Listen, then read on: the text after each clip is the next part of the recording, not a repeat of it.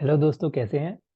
आज का वीडियो एक स्पेशल वीडियो है on the basis of request of one of our listeners, one of our subscribers, Rahul. तो राहुल ने बोला था कि दो स्टॉक्स एनालाइज करने के लिए, हिंदुस्तान कॉपर और रेन इंडस्ट्रीज।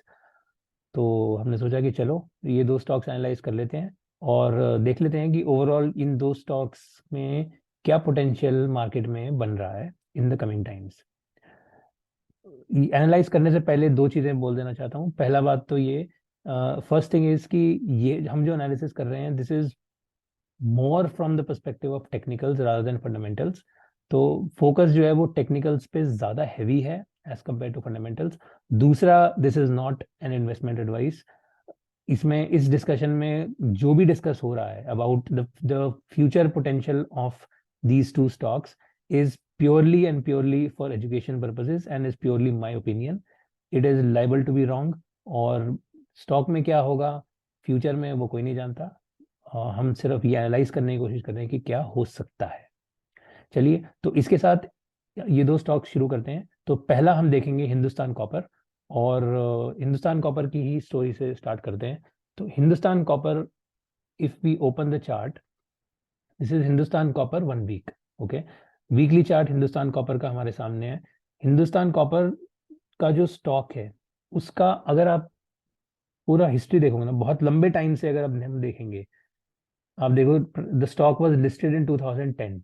ठीक है, उस समय प्राइस यहाँ पर था, इस जगह पे, एकदम अपनी चरम सीमा पे, विच वाज समवेयर अराउंड 600 650। 2010 से लेके there was a continuous downfall in this stock all the way till what 2020। तो 2010 से लेके 2020 तक 10 साल ये स्टॉक नीचे ही नीचे गिरा है। बल्कि आप देखो 650 रुपए से ये स्टॉक पहुंचा है 20 रुपए पे। 650 रुपए से 20 रुपए पे। और उसके बाद ये मार्च 2020 था। मार्च 2020 के बाद जो चेंज हुआ है ना in the world, the change that has happened is covid. Covid, electric vehicles, copper. Okay, copper story जो है, उस कॉपर स्टोरी ने कॉपर की के price of copper and the companies which manufacture copper, इन दोनों के ऊपर एक पॉजिटिव इंपैक्ट डाला है। And that happened right in March 2020 and went all the way somewhere last year. Okay, उसके बाद कॉपर की स्टोरी थोड़ी सी डाइल्यूट हो गई थी। बेसिकली कब तक चढ़ेगा, कभी ना कभी तो गिरना ही है, थोड़ा सा करेक्शन तो आना बनता ही है। ठीक है, तो price has been correcting. So from May 2021 all the way till if you look at this June 2022, पूरा एक साल प्राइस करेक्शन में हुआ है। तो इस समय इस एरिया में जितनों ने भी खरीदा है, इस एरिया में वो इस समय सारे ट्रैप हैं। ठीक है, वो सब फंसे हुए हैं। तो ये रेंज है, आप लगा लो 120 से लेके 180 की रेंज। 60 ये 60 रुपए की जो रेंज है, 120 से लेके 180, इस रेंज में जितनों ने भी हिंदुस्तान कॉपर खरीदा है वो सारे के सारे अभी फिलहाल ट्रैप्ड है। प्राइस इस समय देखो 119 पे है। ओके, अब क्वेश्चन ये है कि आगे क्या। Is this correction over, meaning can we see a sizable bounce and the price reviving back in the upward direction. इस क्वेश्चन का आंसर करने के लिए हम चलते हैं कॉपर के ऊपर। So let's take a look at copper. Okay. Now we are looking at copper futures. MCX वाला नहीं देखते, ये इंडिया का है।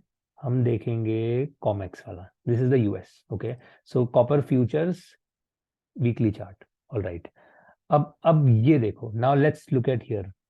If you C the price of copper from 2010, okay, नीचे ये 2010 है। इसी एरिया के, इसी टाइम के आसपास हिंदुस्तान कॉपर लिस्ट हुआ था। सो 2010 के बाद कॉपर का जो प्राइस था वो $3.5 था। यहाँ से ऊपर जाके इट वेंट टिल $4.6 इन 2011। उसके बाद से copper has been continuously falling, कोई कॉपर को पूछ ही नहीं रहा था। ओके, 2016 तक गिरता है, फिर वापस एक रिकवरी आती है, but not complete recovery, and then it goes back down. And फिर ये 2020 में, मार्च 2020 में, वही कोविड के टाइम तक कॉपर वेंट टू $2। वही this was the low in copper. This also happen to be the low in our Hindustan Copper. Okay, उसके बाद कॉपर का प्राइस चढ़ना चालू होता है और Hindustan copper was also rising. And price again वही मई 2021 में जब उसका हाई बना, इसका हाई भी सिमिलर टाइम पे ही बना था, which was somewhere around this $4.8, ठीक है। उसके बाद वापस कॉपर एक हल्का सा ऊपर $5 टच करके and then the price fell, and now if you see it, यहाँ पर प्राइस गिरा था जुलाई 2022 तक, एंड अभी ऐसा लग रहा है कि प्राइस जो है वो वापस जाने की कोशिश कर रहा है।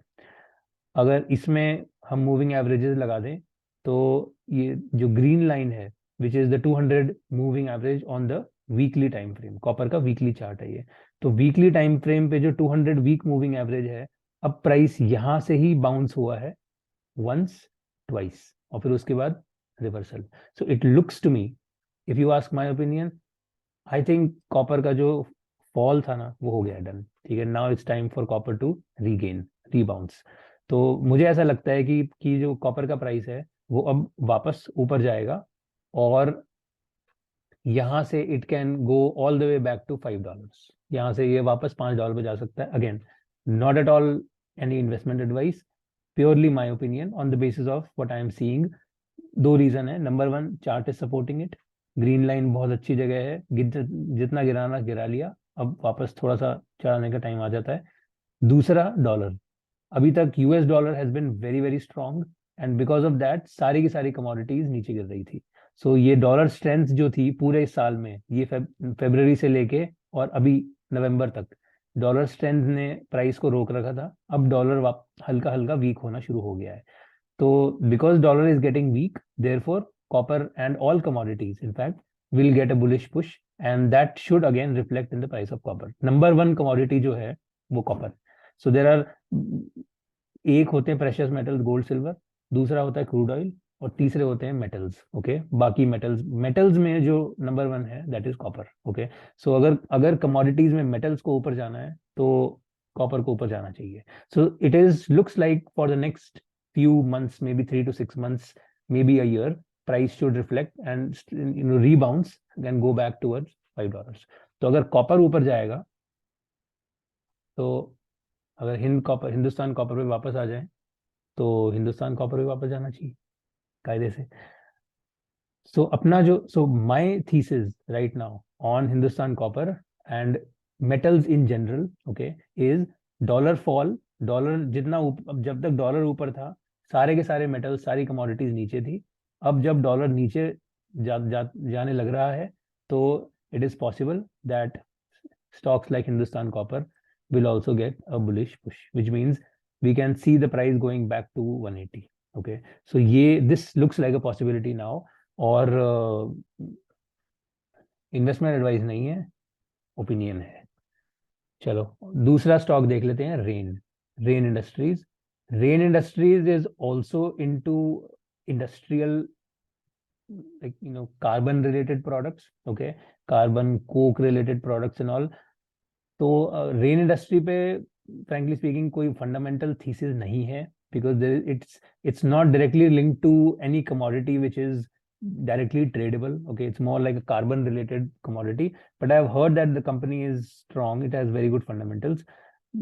fundamentals कैसे भी हो, प्राइस जो है वो एक समय पे कहीं ना कहीं, जो हमने ये this was a basic Fibonacci बनाया था, तो प्राइस जो है वो ये 270 पे टच किया था, और फिर उसके बाद, so if you see here, this was March 2020, ठीक है, price was at 50 rupees, then it went till 270। 270 पे आने के बाद ये गिरता है, और गिरता है 128 रुपए तक, 128 130 रुपए, and now it is back to 180, okay, यहाँ से टच हो गए। तो रेन में इसके बेसिस पे, अगेन फंडामेंटल्स मैं नहीं कहूंगा रेन के, क्योंकि मुझे आइडिया नहीं है फ्रैंकली, बट इसके बेसिस पे ऐसा लगता है कि price now can go back all the way to this 200। 200 पे हल्का सा सेलिंग आ सकती है, ठीक है। अगर आपको एग्जिट करना है, आपने 200 के आसपास खरीद रखा है, तो this is a good place to exit. फिर उसके बाद वापस से जो नेक्स्ट बाइंग आएगी वो इस प्राइस को वापस से 270 पे ले जा सकती है। So this is a probable path, okay, a probable path for the stock of this company rain industries.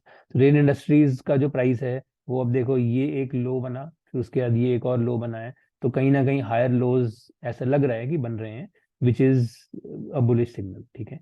एक ये लो बनता है, फिर एक ये लो बनता है, फिर ये low, so we are now forming higher lows. Higher lows is a bullish signal, so it is possible Rain Industries के वीकली चार्ट पे हम, तो आने वाले हफ्तों में we can see the price go back to 200, फिर 200 पे वापस से एक सेलिंग के चांसेस हैं, क्लियरली हैं, क्योंकि इतनी बार अगर प्राइस 200 पे रुका है तो इस बार भी रुकेगा, लेकिन इस बार हो सकता है ये 200 से एक ऊपर वाला पुश दे दे, और 200 के ऊपर पुश दे दिया तो फिर 270 का रास्ता क्लियर हो जाता है। Okay, so this is brief thesis on rain industries.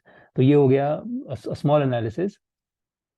So this is a small analysis of Hindustan Copper and Rain Industries from the perspective of their charts and a little bit of macro global outlook. Okay, not exactly fundamentals of these companies, that I have not studied, that you can study if you want to separately, but from the perspective of the overall global macro scenario and from the perspective of the charts of these two companies, this was a small analysis of Rain Industries and Hindustan Copper. This was, तो ये था एक request हमारे एक listener का। अगर आपको ऐसा कोई स्टॉक के बारे में, if you want some study on similar kind of stock, then please do share. वो चाहे इंडियन स्टॉक हो चाहे बाहर का स्टॉक हो, फर्क नहीं पड़ता, क्योंकि बिकॉज वी स्टडी चार्ट्स, तो चार्ट्स में फ्रैंकली नाम मैटर नहीं करता, द प्राइस मैटर्स, प्राइस क्या कर रहा है, that matters more than the name of that particular company. चलो, तो इसके साथ ये वाला वीडियो क्लोज करते हैं। आशा करता हूँ आपको पसंद आया तो लाइक जरूर कर दो, and I'll see you sometime. Thank you. Have fun. Bye bye.